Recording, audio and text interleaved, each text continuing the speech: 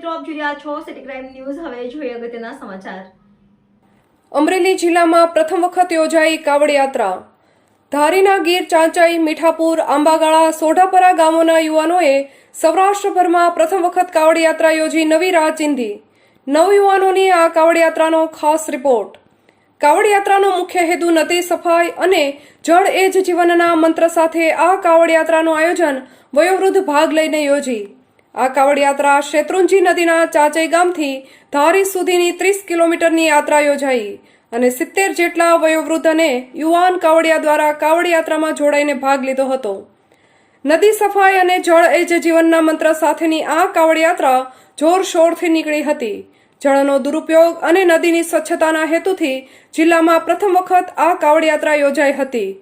30 કિલોમીટરની કાવડ યાત્રા ધારીના જીવન મુક્તેશ્વર ખાતે ધારાસભ્ય જેવી કાકડિયાના ધર્મપત્ની કોકિલાબેન કાકડિયા પણ જોડાયા હતા અને ચાચાઈ સરપંચ બળવીરભાઈ વાળા, મીઠાપુર પૂર્વ સરપંચ જયેશભાઈ પેથાણી, ધારી સરપંચ ભૂપતભાઈ વાળા, તાલુકા ભાજપ પ્રમુખ જીતુભાઈ જોશી તેમજ આગેવાનો ઉપસ્થિત રહ્યા હતા અને કાવડ યાત્રા યોજાઈ હતી। સૌરાષ્ટ્રમાં પ્રથમ વખત કહી શકાય કે યુવાનો દ્વારા નદી સફાઈ અને જળ એ જ જીવનના સૂત્ર સાથે કાવડ યાત્રાનું આયોજન કરાયું અને નવયુવાનોને એક નવી રાહ દેખાડવાનો પ્રયાસ કર્યો હતો। રિપોર્ટર સંજય વાળા, સિટી ક્રાઇમ ન્યૂઝ, ધારી।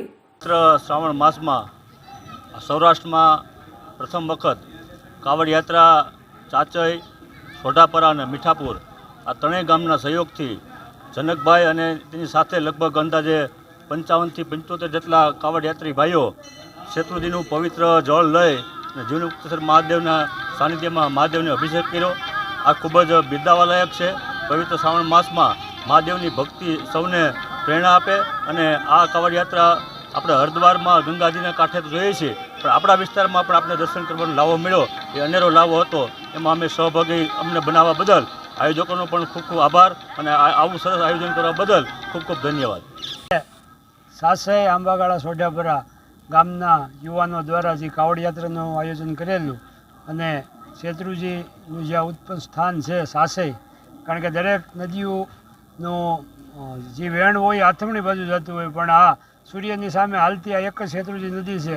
એટલે શેત્રુંજી નદીથી શરૂ થયેલ અને આ ધારી જીવન મુક્તેશ્વર પધારેલી કાવડ યાત્રાનું ધારીના સરપંચ વતી અને જિલ્લા પંચાયતના સભ્યો વતી ખૂબ ખૂબ એનું સ્વાગત કરીએ છીએ। આવી નવી યાત્રાઓ કાઢતા રહે અને લોકોને એક ધાર્મિક સંદેશો આપે એવી પણ ભગવાનને અને આ લોકોને ખૂબ ખૂબ અભિનંદન અને ભગવાનને પ્રાર્થના।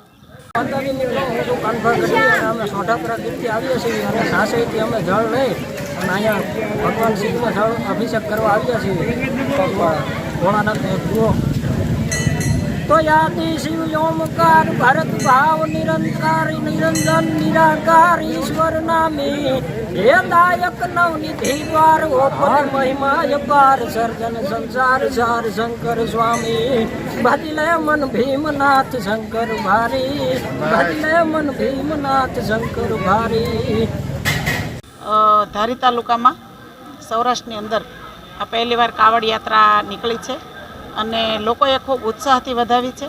ધારી તાલુકાનું સોઢાપરા ગામ, ચાંચઈ પાણીયા અને પાણીયા 3 ગામના સહયોગથી અને મીઠાપુર આ 3 ગામના સહયોગથી આ કાવડ યાત્રાનું આયોજન થયેલું છે।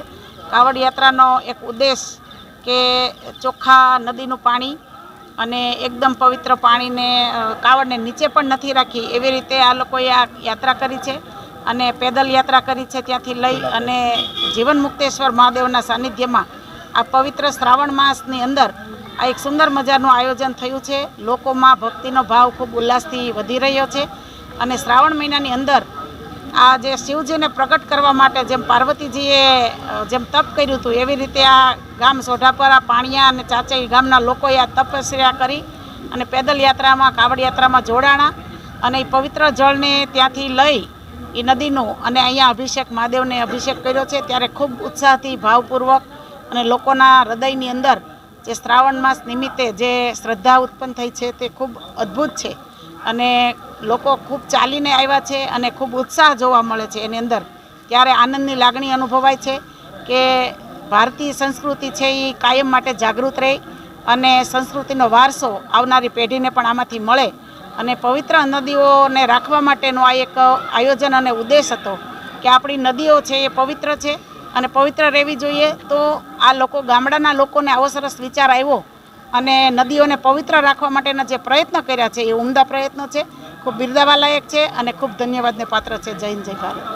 કાવડ યાત્રા આમ તો હરિદ્વાર, યુપી, ઝારખંડ, બિહાર આ પ્રદેશમાં થતી હોય છે. ત્યાંથી એ કાવડ યાત્રાની પ્રેરણા લઈ મને એવું છું કે આપણા વિસ્તારમાં એમાંય તે ગીરની ગોદમાં ચાંચઈ, સોઢાપરા, મીઠાપુર અમે 3 ગામ મળીને એમાં આયોજક તરીકે, આયોજક તો હું નહીં કહી શકું મને, પણ હું જનક દેસાણી, વીરભાઈ, બળવીરભાઈ, જયેશભાઈ પેથાણી અને પરેશભાઈ ધાનાણીનો અમને ખૂબ જ સહયોગ મળ્યો છે આ કાવડ યાત્રા દરમિયાનમાં. કાવડ યાત્રામાં વચ્ચે વચ્ચે જેટલા ગામ આવ્યા એ લોકોએ ખૂબ ઉમદાથી અમારી કાવડ યાત્રા વધાવી છે. લોકોમાં એટલો ઉત્સાહ હતો અમારી કાવડ યાત્રા જોવા માટે, એ લોકોને એટલી આતુરતા હતી. એટલે મારો એવી ઈચ્છા છે કે આ કાવડ યાત્રા સૌરાષ્ટ્રના બધા જ શિવાલયોમાં થાય, બધી જ જગ્યાએ આ કાવડ યાત્રા થાય, એ જ મારી વિનંતી છે. હા, 30 થી 35 કિલોમીટરને અમે પેદલ કાવડ યાત્રા કરીને આવ્યા છીએ. અને કાવડ યાત્રાના જે પ્રોપરલી જે કાવડિયા દર વર્ષે કાવડ યાત્રા કરતા હોય છે એ જ પ્રમાણે અમે એના રૂલ્સ જોઈને પગપાળા ખુલ્લા પહેરે એવી રીતના અમે 35 કિલોમીટરનો રન કાવડ યાત્રા પૂર્ણ કરી છે અહીંયા ચાંચઈ. હું કાનભા ગઢવી ગીરથી આવું છું. લીલાપાણી નેસ મારું મૂળ. હું રાજભાનો કાકાનો દીકરો છું અને અત્યારે અમે હાલ સાંસઈ પાણીયા સોઢાપરા ગામમાં રહીએ છીએ, સોઢાપરામાં. અને સાંસઈથી અમારે શેત્રુજી નદીનું જ્યાં મુખ છે ત્યાંથી અમે જળ લઈ અને શિવધારાએથી જળ લઈ અને અહીંયા મુક્તેશ્વર મહાદેવ મંદિરે અમે આવ્યા છીએ જળ પધરાવવા માટે અને પગપાળા બધા આવ્યા છીએ. કેવું લાગ્યું તમને? બહુ સારું લાગ્યું અને આવતા શ્રાવણ મહિનામાં હજી આનાથી આગળ જવાની પ્રયાસ કરીશું અમે, એવો અમારો પ્રયાસ છે.